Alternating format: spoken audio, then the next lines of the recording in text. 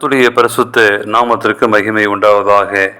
இந்த காலை வேளையிலே உங்கள் அனைவரையும் ஆண்டவராக இயேசு கிறிஸ்துவின் இன்ப நாமத்தில் உங்களை அன்போடு வாழ்த்தி வரவேற்கிறேன். விண்துளிகள் வாயிலாக இந்த நாளில் சந்திப்பதில் மிகுந்த மகிழ்ச்சி அடைகிறேன். இந்த நாளில் லூக்கா 21:27 வாசிக்கிறோம். மனுஷகுமாரன் மிகுந்த வல்லமையோடும் மகிமையோடும் மேகத்தின் மேல் வருகிறதை காண்பார்கள். இந்த நாளின் செய்தியின் தலைப்பானது கண்கள் யாவரும் அவரை காணும். இயேசு கிறிஸ்து எப்படி பூமிக்கு வரப்போகிறார் என்பதிலும் பல குழப்பமான உபதேசங்கள் இந்த காலகட்டத்திலே நிலவி வருகின்றன. ஒவ்வொருவரும் ஒரு வித்தியாசமாக சத்தியத்தை பகிர்ந்து கொண்டு வருகிறார்கள். இயேசு கிறிஸ்து ரகசியமாக வந்து பரிசுத்தவான்களின் ஒரு கூட்டத்தை எவருக்கும் தெரியாமல் அவரோடு கூட்டி கொண்டு போய்விடுவாராம். அநேக ஆகாய விமானங்கள் பறந்து கொண்டு இருக்கும். அதில் ஒரு சில விமான ஓட்டிகள் பரிசுத்தவான்களாக இருப்பார்களாம். அவர்களை திடீரென இயேசுவானவர் ரகசியமாக எடுத்துக்கொள்வாராம். அப்போது விமானத்திற்கு என்ன நடக்கும்?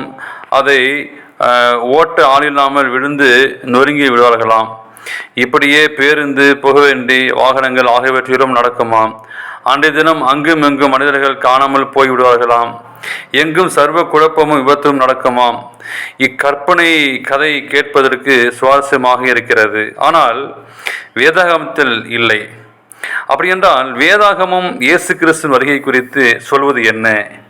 தான் ரகசியமாக வரப்போகிறேன் என்று இயேசு கிறிஸ்து கூறியதாகவும் வேதத்தில் எங்கும் இல்லை.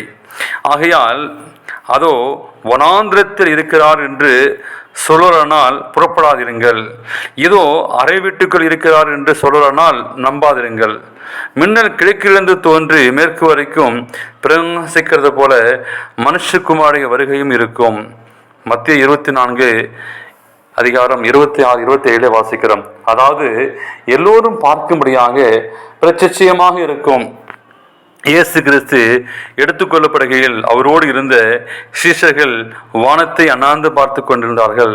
அப்பொழுது தேவதூதர்கள் அவரை பார்த்து, உங்களிடத்திலிருந்து இந்த இயேசுவானவர் எப்படி உங்கள் கண்களுக்கு முன்பாக வானத்துக்கு எழுந்தள்ளி போனாரோ அப்படியே மறுபடியும் வருவார் என்றார்கள்.